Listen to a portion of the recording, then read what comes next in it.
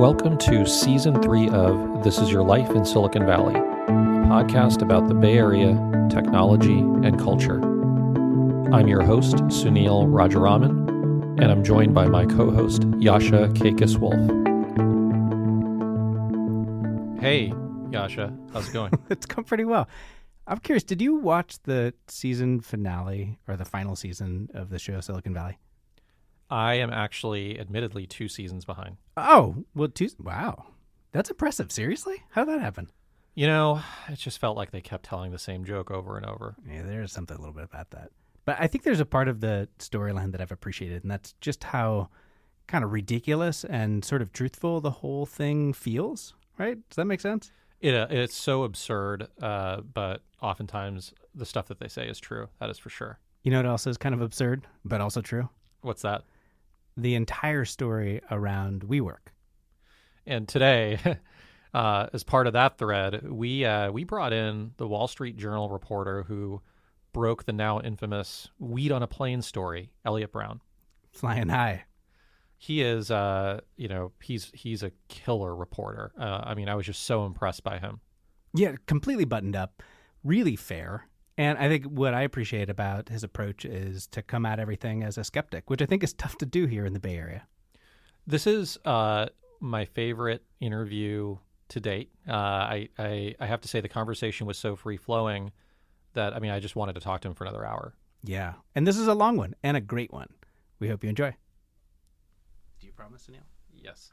All right. We're recording. We're here with Eliot Brown from the Wall Street Journal. Eliot, thank you for being here. Thanks for having me.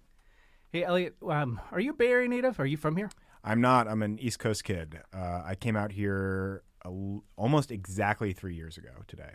What were you doing on the East Coast? Where'd you grow up on the East Coast? So from Western Massachusetts, Amherst, Mass., and lived there, went to college in Minnesota, then moved to New York after school to try to make it in the city as a journalist, and was covering real estate for a while and did that for a long while, and then my eyes started to wander, and I could give you the long version or the short. We got time. But I'm curious, as you were a young kid growing up in Amherst and even thinking about going to school in Minnesota, was San Francisco ever on your mind? No, That's not a song, right? Is that a song? Is that like a Tony Bennett song? It feels like a Tony Bennett song. Only in the sense I visited here once when I was it was 2005, and was sort of amazed at I don't know, just how sort of offbeat it was, and walked around what I later learned was the mission. I was like, this is such a cool city. And then once came a few years later and was like, why is it so cold in August? As some ladies at the airport laughed at me leaving the airport in shorts. But those are my main experiences. Do you still have that San Francisco city sweater that you picked up when you were here in August? Today it would be a fleece vest. Yeah, exactly. So, Eliot, you are well known for your reporting on WeWork. And there was an article that came through my social media that many people are now aware of, our listeners. And I'm just getting right down to business, aren't I? There's like no messing around with Sunil today. I was hangry up until a few minutes ago, so I'm good now though. It's now infamously known in my circles as the weed on a plane article. I call it flying high. That's a good one. I like that. I like that term. When did WeWork first appear on your radar, and how did that even happen? So it was a really long time ago, actually. So it was 2013, and so at the time I was covering real estate, and I was interested in co-working because it was a nascent trend in Brooklyn when things were just sort of starting to change in the office world, and I wanted to meet a couple of the co-working operators. They were the biggest, and I went to meet Adam in Lower Manhattan. And the main message he gave me was, we don't think as a real estate reporter you should be writing this story of us. It should be someone else at the paper who's not on the real estate beat.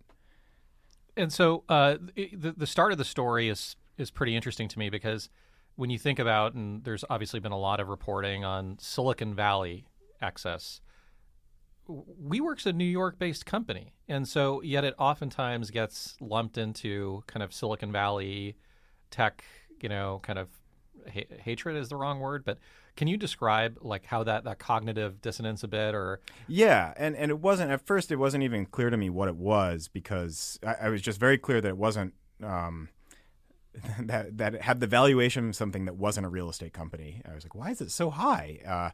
And I didn't really know much about Silicon Valley at the time. And then gradually I started to realize that almost all of their language, all of the sort of veneer and the way Adam would dress, the way they'd market themselves was all straight out of Silicon Valley, and as was the valuation, which is the stuff that I was most interested in. And so someone pointed out to me early on, they're like, oh, you realize the reason that they don't want it to be written as a real estate company is because then they'd be worth a lot less. They're trying to go for this whole Silicon Valley thing. So the timeline from when you met Adam for the first time in New York to moving here, when happened first? The New York meeting happened first, and then you moved to San Francisco?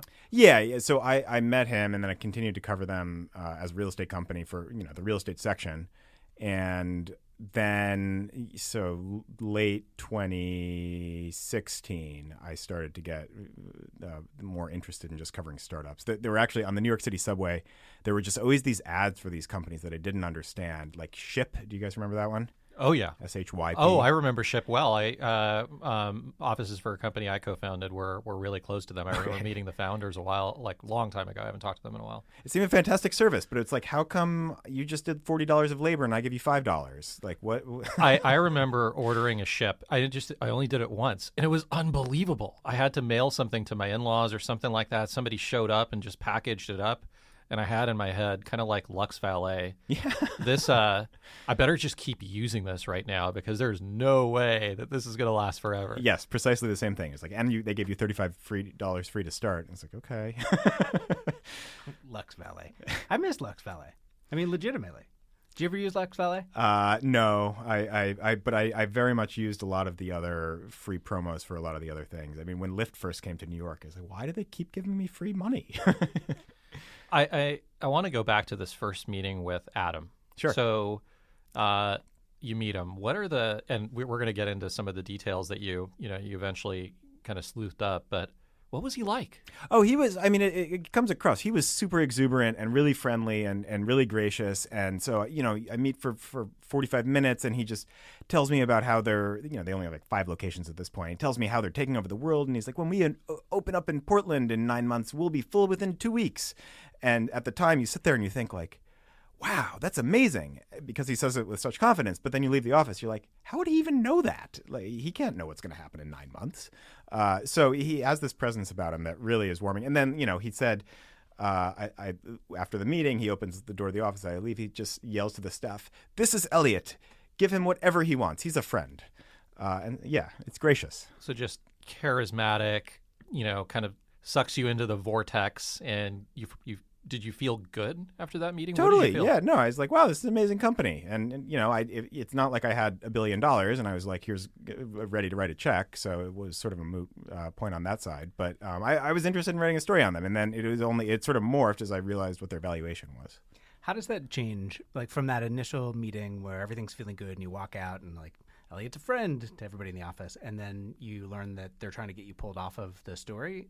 Oh, no, they weren't trying. They were just upfront when I was there saying, they weren't mean about it. They're like, we're talking to you, but we really don't think a real estate reporter should be doing this. We think someone who covers community and changing millennial patterns should be covering this company.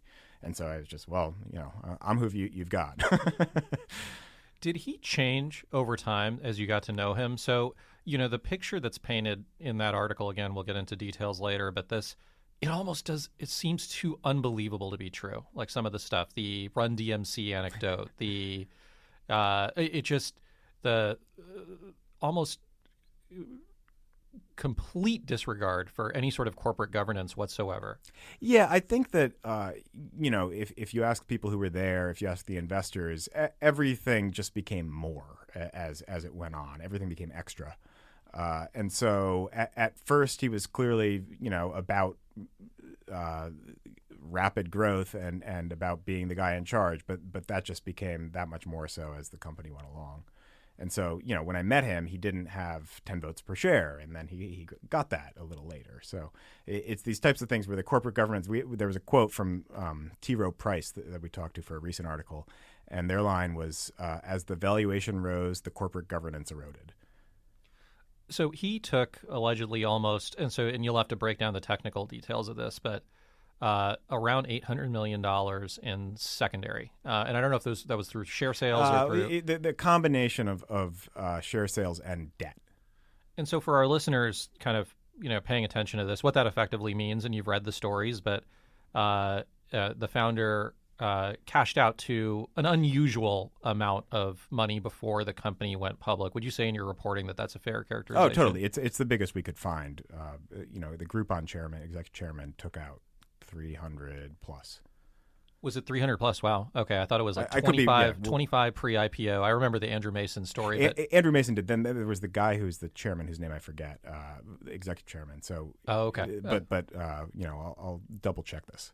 Did he change after the money, or did he change, was it at all correlated with, as he was drawing down money from the company, like, okay, I'm rich and now I can afford to take more chances? I think even if you listen to his own statements about his past, he always was into money. He has this line where he's like, when I moved to New York, I just wanted to make it rich. And then my wife taught me to stop caring about focusing on money and to follow my heart. And then the money would follow.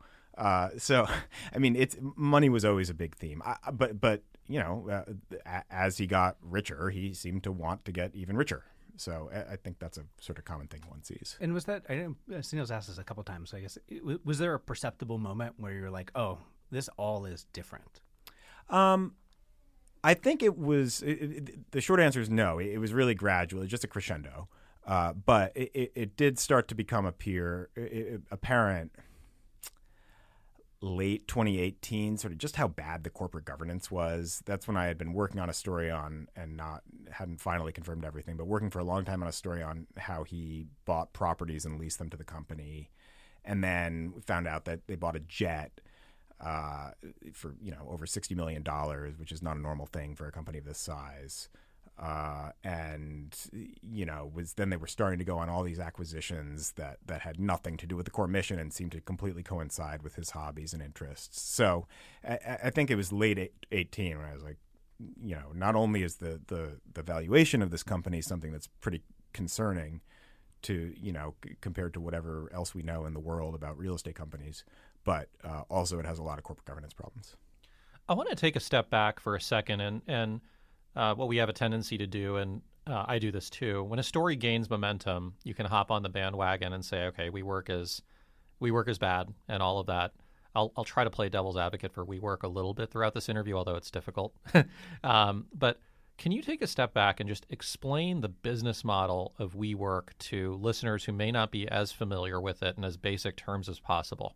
Yeah, sure. And I do think, there's a tendency when the media goes in herds, you sort of miss some of the basics. So it's a fine business model. It has problems. But what they do is they lease office space long term. So they sign a 10 or 15-year lease for a few floors of a building.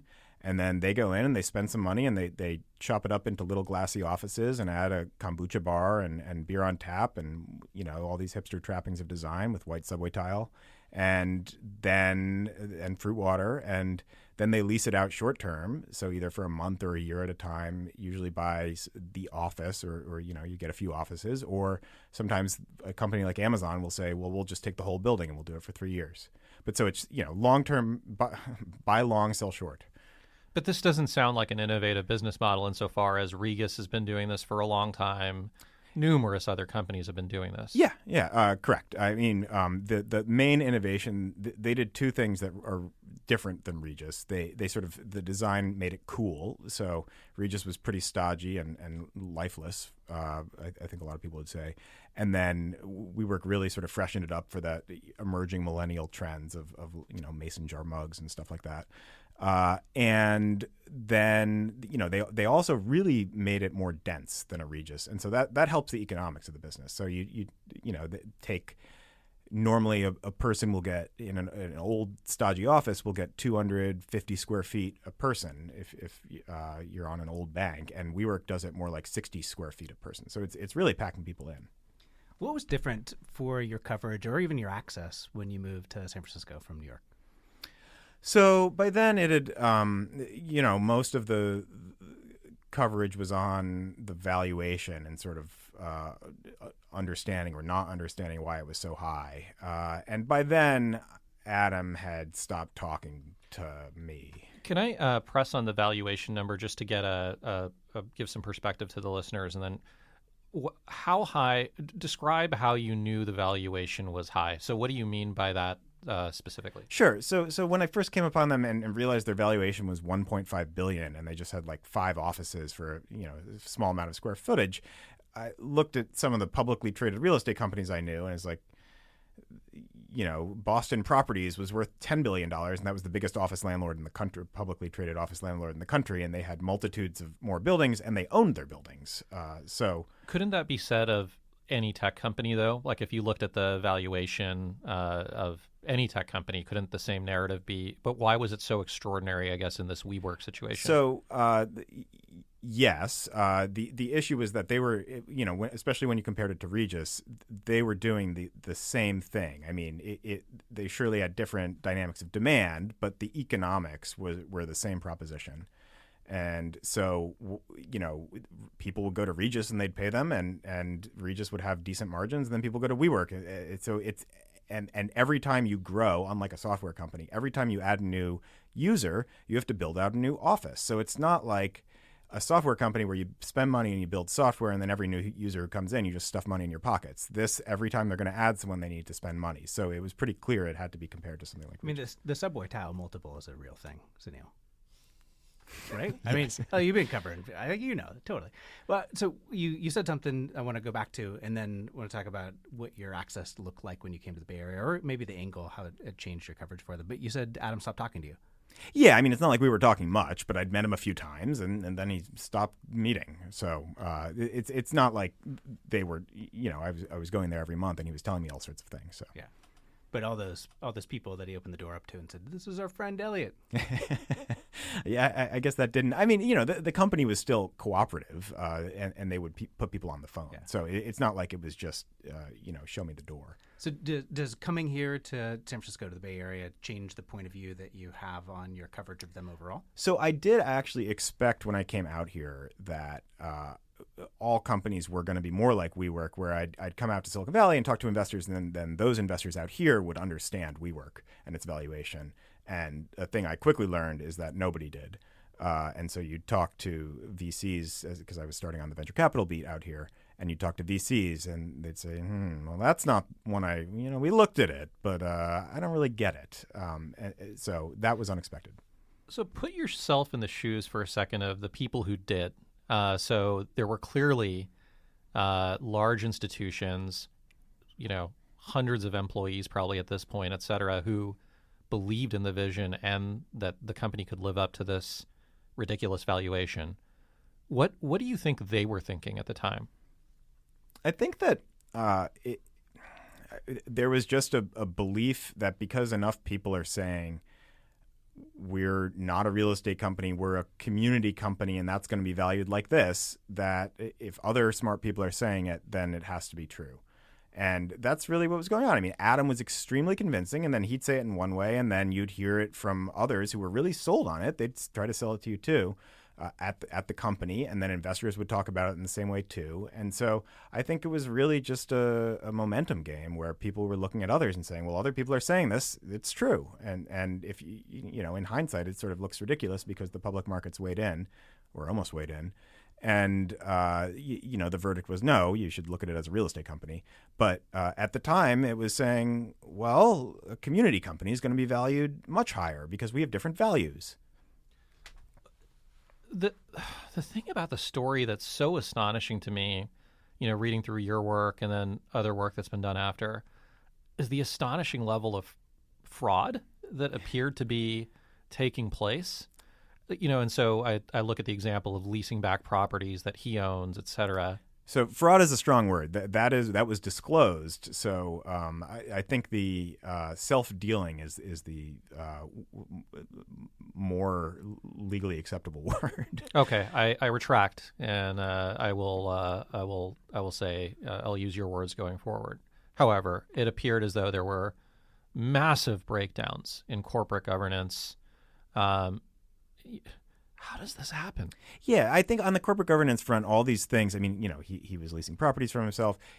He took out all this money. Then he took out hundreds of millions in loans to himself. He restructured the company so he and a few others could get a better tax benefit.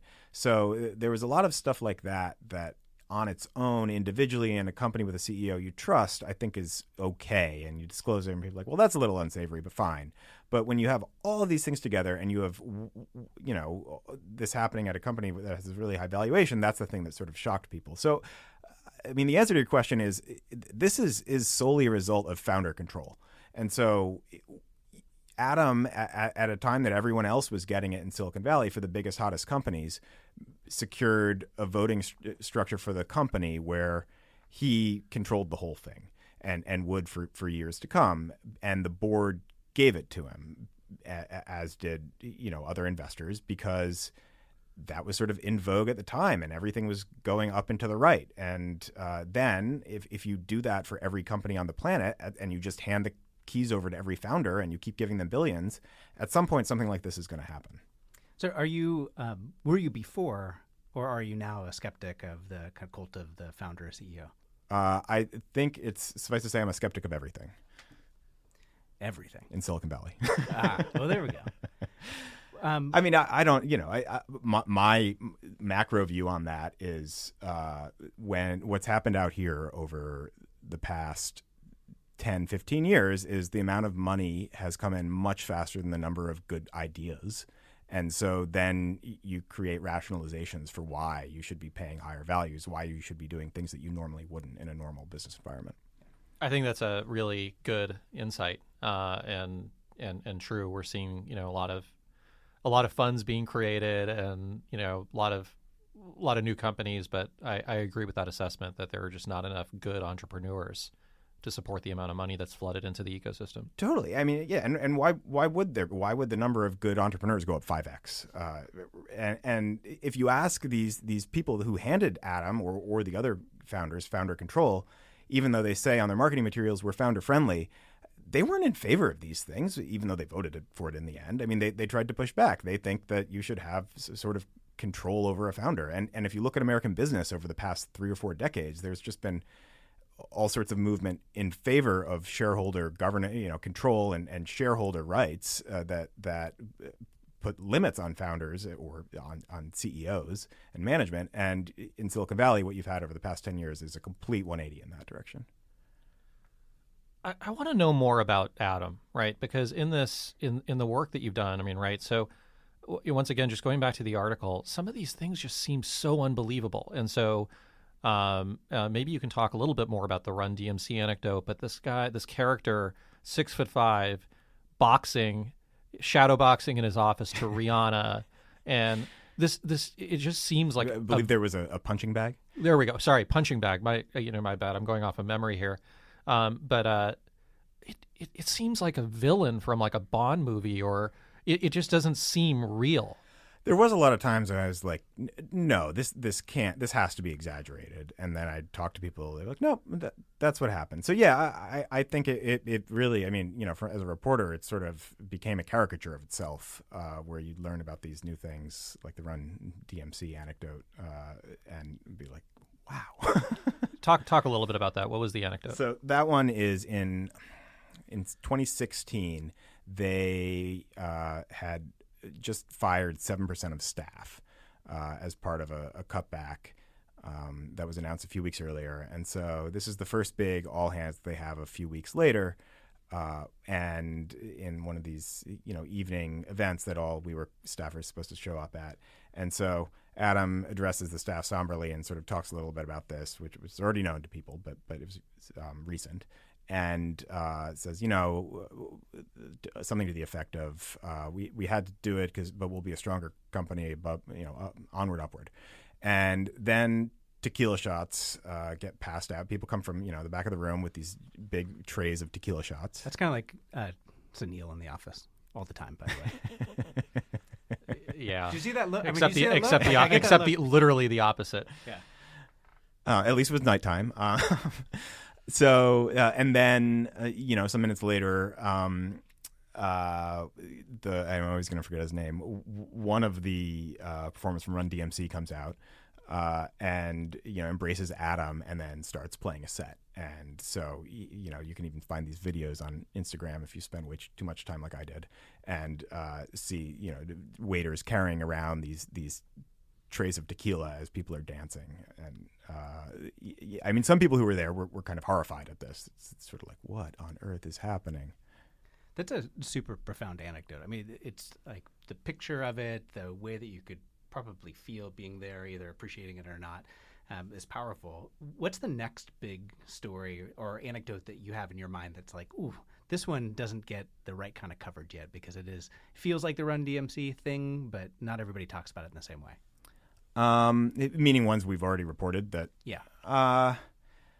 What were some ones? We had a story a week ago that had a fair amount just on the board of directors and sort of when these guys. It was more business focused and corporate governance focused, but I don't know. I mean, what was one in there? We had something on how one of the directors, Mark Schwartz, stands up and says, I've been holding my breath too long. We need to fix this company. I should have spoken out earlier. But of course, this was after Adam had been fired and the company's valuation had plunged by $39 billion. That he sort of finally speaks up about some of the problems that have been going on. And so, you segue nicely into the board's culpability in all of this. It does seem like, I don't know, it's just so unbelievable to me that, well, so first of all, Adam, as, enchanting of a figure as he must have been, it just feels totally implausible that somebody basically charmed their way to a $40 billion valuation or, and made it all the way. There was a board involved in all of this. And what you're telling me that they didn't hit the pause button at any point in this journey? So, yes, they were, there was skepticism raised along the way, but I mean, two things. Adam effectively had control of the board. Now, I mean, there were people there who were signing things, but he could have fired them or outvoted them. But that does raise the question of why did you even vote yes on these things? And I mean, there's not good answers for that, or at least that anyone's told us. It's more just that I think the feeling of a lot of board members was, well, I mean, I'm sure the subconscious was, well, we're all getting rich right now and it's going great. And so maybe maybe they did drink the Kool-Aid. Like maybe this is working out. Like maybe this will be a $47 billion company. But then, at the same time, I think they worried that if they spoke up too much or voted no, that they would just get kicked off the board and then they'd have no voice. But in other parts of life, people do that all the time. And it sounds like literally one of the world's worst case studies of escalation of commitment. There's definitely a frog boiling in the water situation here. So there's another narrative that's been painted into this, which is, of course, Softbank was involved with this company along with several others, and there's a lot of reporting going around. The Information did some reporting on Brandless, one of their portfolio companies that struggled. There was, I believe, a CEO replacement at WAG. Correct me if I'm wrong. Tell us a bit about the Softbank narrative and all of this and your perspective on it. Yeah, I mean, it seems to be what it looks like, which is that they committed gobs of money for a huge amount of startups without with really only a macro thesis and without doing a ton of work and really understanding these things. And Masayoshi-san, the CEO of Softbank, he frequently referred to WeWork as an AI company. I don't. I didn't know that. I actually don't even remember reading that. Yes, and you talk to people at WeWork and they laugh when you tell them that. But I think there was he met Adam so briefly, and he had met him in India, but then, Adam gave him a tour in New York over a year later, or around a year later. And it was just, they've described it as like 28 minutes, and he committed $4 billion. And then, SoftBank did due diligence, but then even as the company was, people internally there were saying, we don't think this is a good idea. We think this is a real estate company. And then it still went through. And so I think a lot of these things are made by the ultimate decision is made by one person. And that person has said, this is all sort of out in the open, which is kind of the funny thing about it. I mean, he says, I invest with my gut. Which sounds great when things are going up in value, but then if they lose $39 billion of value, you're like, wow, that may not have been a great strategy. And so I think that's essentially what's happening, is that you have a guy, throwing around, having armed with $100 billion that can spend it freely wherever he wants, and then that will sort of end as one might imagine if you do it quickly. So I'm hearing, kind of a couple of things recur throughout this story. So it sounds like WeWork was able to successfully raise at higher and higher valuations by positioning themselves as a quote unquote community company rather than a real estate company. I'm hearing that there was escalation of commitment throughout this thing through the board. They just wanted to be involved with what could potentially be a large outcome, perhaps. Correct me if I'm wrong. Would you say it was greed driven because people saw that there was a potential IPO on the horizon? Yeah, I think that's right. I mean, they weren't. They weren't generally increasing their own financial commitments as the company grew in valuation. They were sort of sitting out later rounds. But yeah, they were along for the ride. What other takeaways that people often miss about the story that you hope that they would absorb? What other takeaways, as someone who's done a deep dive on this, would you hope people understand from the WeWork saga? I think, and I've been, this is sort of what's interested me about coming out here since I took the job out here. I think there's a lack of, culturally, a lack of critical thinking in Silicon Valley, in unicorn land at least, where people just fixate on the optimistic answer to something, and they don't see the sort of all the obvious pitfalls to anyone who's looking at it objectively. And, I think a lot of time that's due to you wanting to believe that something can be worth so much so then you can become rich.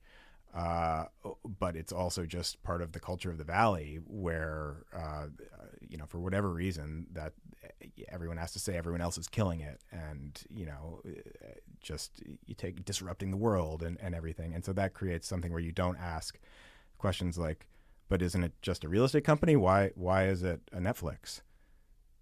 Did you feel that way? You said you were a little bit skeptical, or a lot skeptical about Silicon Valley before you moved out here. You make that comment. Are you skeptical about everything that's happening here? And does that make you not want to be here? Like in the Bay Area? It's fun to report on.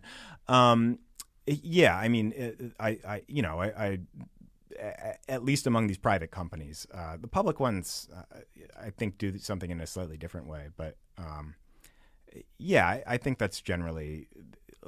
There's both the valuation side of it, and then there's the we're doing good for the world side of it, that it just so happens that every company out here happens to be saving the world, and they also are paying better than Wall Street. So, like, what are the chances? So I think there's, in general out here, just a lot of self-justification that goes on. Do you buy into the kind of West Coast point of view, Silicon Valley finally being competitive with New York, and this causing some of the kind of weirdness around the story around WeWork? Like there's this kind of underlying story that you hear a bit in the Bay Area, which is, well, we've been out here and kind of doing our own thing and trying to change the world and being optimistic about everything, yet we don't really have the same kind of impact in the world that New York does, that Wall Street does. And this story seems to kind of jump back across on both sides of the coasts. Do you see that? Do you see that story here, where this is a kind of a reckoning of Silicon Valley actually being impactful at the scale that?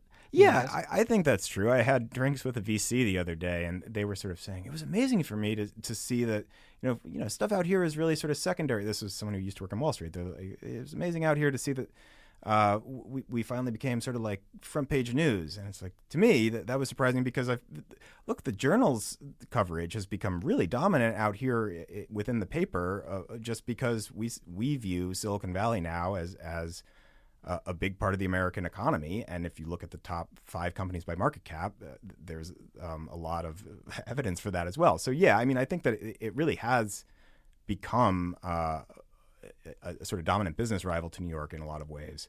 And, people are sort of slow to actually realize that out here. Okay, Eliot, I told you I was going to play Silicon Valley apologist, and I am going to play Silicon Valley apologist for a minute here.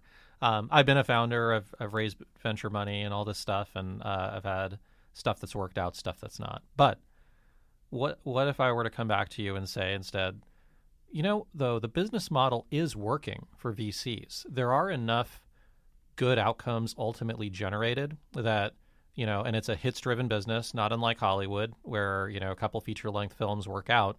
Well, only a couple of these companies really generate the types of outcomes. And so it is ultimately a numbers game. And sure, you have a WeWork, but for a Series A investor in Uber, you did pretty well. Or, like lesser-known ones, Zoom, Cloudflare. Like these VCs did well and generated returns for their funds.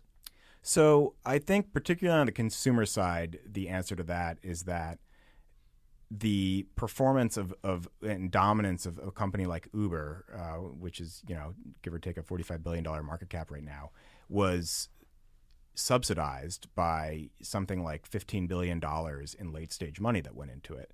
And that money wouldn't have gone in if they didn't think that it was going to be worth $100 billion. And that's particularly true given that something like 14 of that 15 billion is underwater right now. So people were investing at very inflated, at least what the market has determined today, that were very inflated valuations then. And so that's what's made. I mean, if Uber hadn't raised that 14 billion, then those Series A investors wouldn't be doing nearly as well. So, I mean, they still be doing well. It's still real technology. I'm not trying to argue that, but it's on the scale that whatever the 800x or whatever benchmark is getting, it would be a lot less.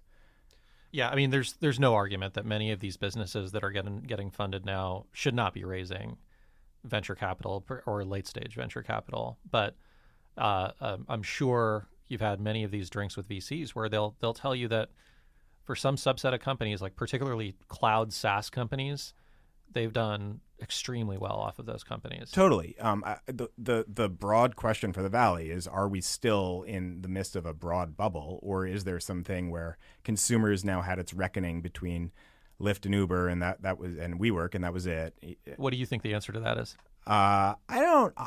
This isn't a dodge. I don't know as much about the cloud stuff, so it's harder for me to understand what is the total addressable market of a single sign-on software. But I just generally things seem very lofty out here, and everything seems to be driven by this idea that the world will grow. The opportunity will grow bigger and bigger and bigger.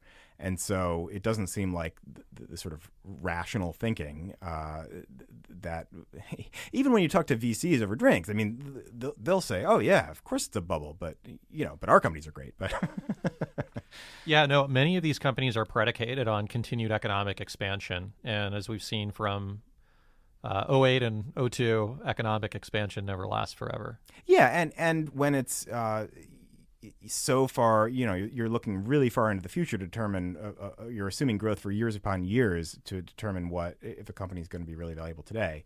And so, it just, the higher those multiples get, the more precarious things get. The higher the multiples get, the more offers for TV shows that are given out. Can we talk a little bit about how did the TV show come about? Well, so the book, it came about because we're doing a book. So my colleague and I, Maureen Farrell, who's done a huge amount of these stories with me, particularly in the past year, there was a lot of interest. Some might call it a nonfiction bubble. There's a lot of interest from agents, which I had never heard from before in my 13 years in journalism, around the WeWork story. And so we sort of very quickly got a book deal with Crown Publishing division, Random House. And so we're signed up to do a book deal, and then sort of very quickly took that deal on the untitled WeWork book that we're doing, untitled and unwritten, I should add.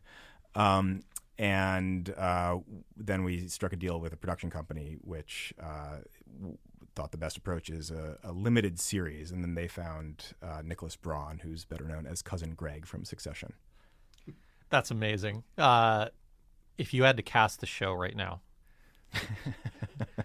you got to cast it for us. Just, you dream a little bit here. You've had a lot of success with the stuff. You got the book coming.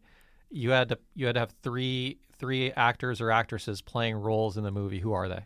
Well, I'm a cultural Luddite, so this won't go well. My joke has been that we should have Gwyneth Paltrow be Rebecca, Adam's wife, but they're first cousins, so my guess is that isn't going to happen. I remember that part about your story. And so, in fact, one of the pictures in the article was Adam with Rebecca Paltrow. Yes. Adam's wife is Rebecca Paltrow Newman, and Rebecca's first cousin is Gwyneth Paltrow. I see. And they have houses in the Hamptons next to each other. It's very nice. Did his initial success have anything to do with that connection? Not in a clear way we've been able to discern. I mean, it was pretty Rebecca was involved, but it was like Adam had made some money from Adam McGill had made some money from their prior startup. The startup, the baby knee pad startup? No. So no. While he was working on that, he started a side business that ended up being a predecessor to WeWork that was in Brooklyn. And then he disagreed with sort of the approach of the landlords there, and they bought him out. And so then he took his, winnings and went to Manhattan. So Sunil and I are not professional agents, so we can't guarantee that we can get Gwyneth for you. But it sounds like you've got Cousin Greg, you've got Gwyneth. Who else? What other major characters need to be in the short story? I mean, to us, the big characters in this whole thing are Masa from Softbank. Sunil, who's going to play Masa? George Takei. He'd be pretty good. Okay, this is kind of an all-star cast we're putting together. Who else? What other big characters? One should probably have a Jamie Dimon character. Ooh, well, so there was Jamie Dimon, and I feel like he was in The Big Short or some other movie, and it was played by Bill Daniel Day-Lewis. There was in what was that one? Margin Call. Okay. He seemed like a Jamie Dimon character. Jamie Dimon's been in a couple of movies. Daniel Day-Lewis would be incredible, but he retired. I think we could get him to come back just for this. So okay, we got him. Who else? What other characters? One more character. One more. You could have Miguel. You could have MBS, who Mohammed bin Salman.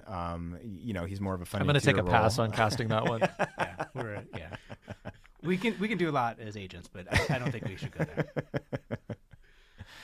I suppose that's it. There's I've always been. He's not really a factor in this, but the CEO of Regis has always been a sort of mystery to me, because he's been sitting around for the past 10 years watching WeWork's rise and fall, as he had actually done the almost exact same thing on a slightly smaller scale 10 years earlier. Well, before we completely jump off this topic, I know Sunil has some more questions. I just want to put it out there that we're available as extras. Sunil's like 6'7", and I'm only like 5'2".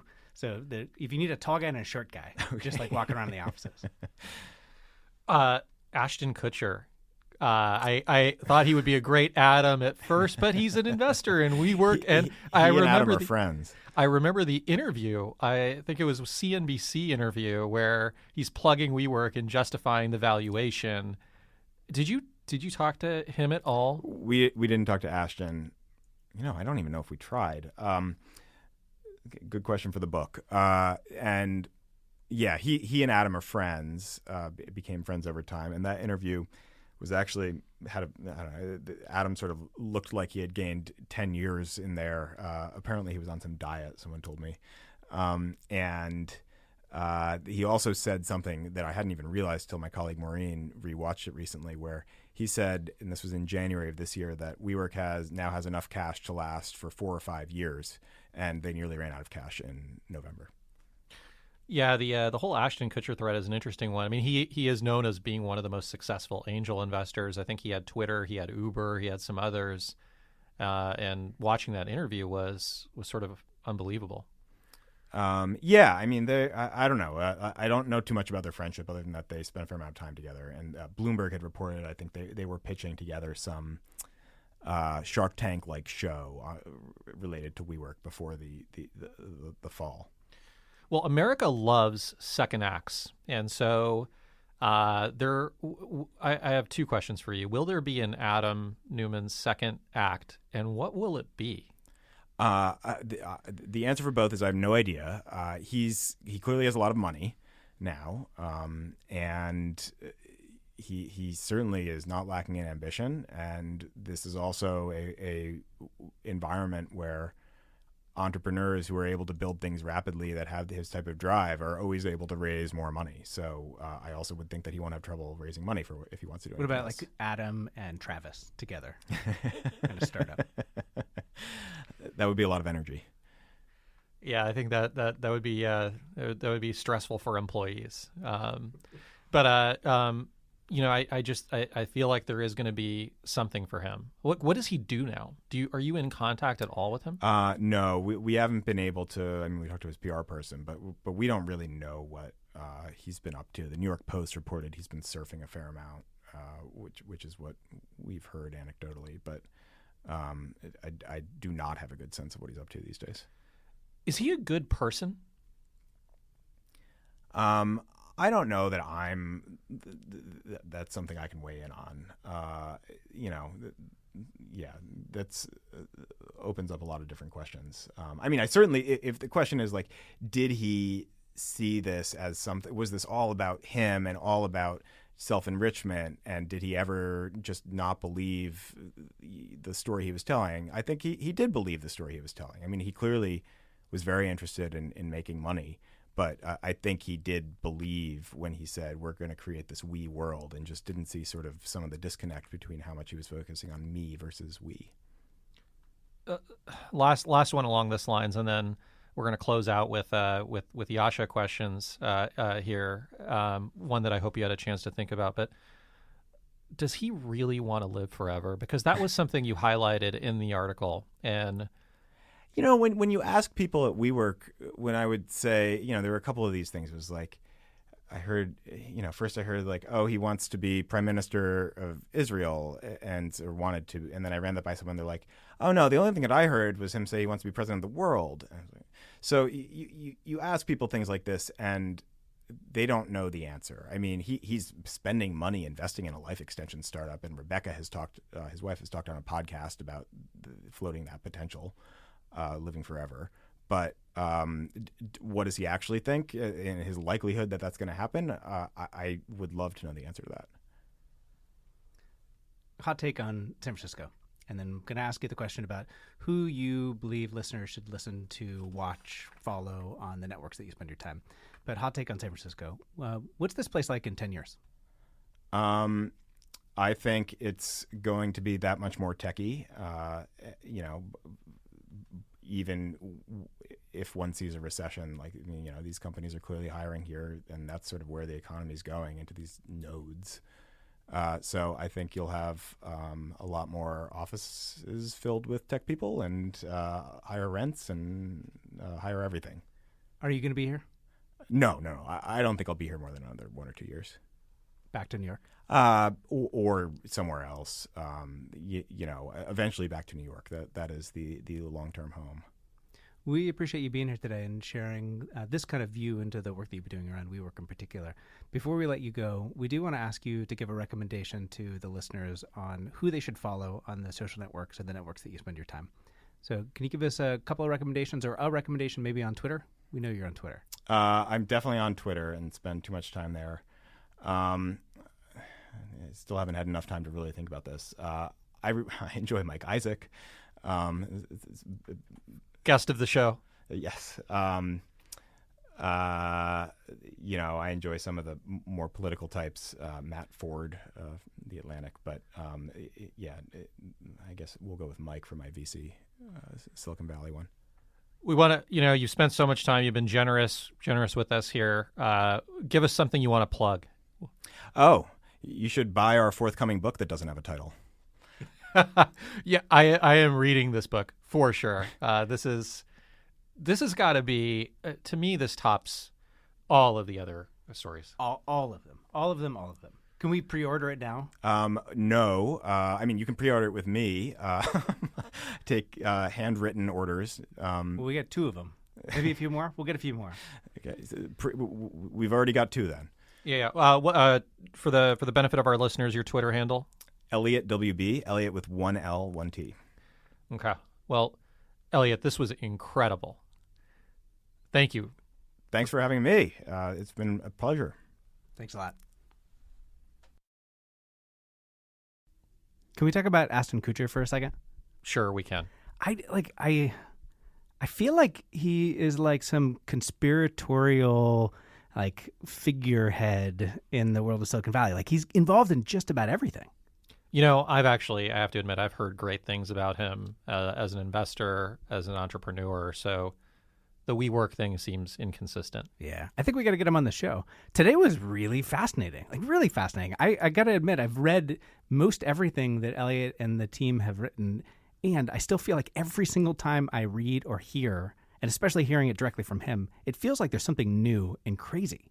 This is at the top of my book list for 2020 when it does come out. It Yeah. sounds like it's going to be a few months yet, but this is a failure of corporate governance at every possible level. It's crazy. I think we should, and dear listeners, as you're listening, maybe tweet us and give us some suggestions on book titles for this book, because it's got to be a great book title to be able to sell what a great book it's going to be. Yeah, Eliot asked us for titles as he was walking out. You can tweet me at Subes01, SUBES01, or Yasha at KAYKAS.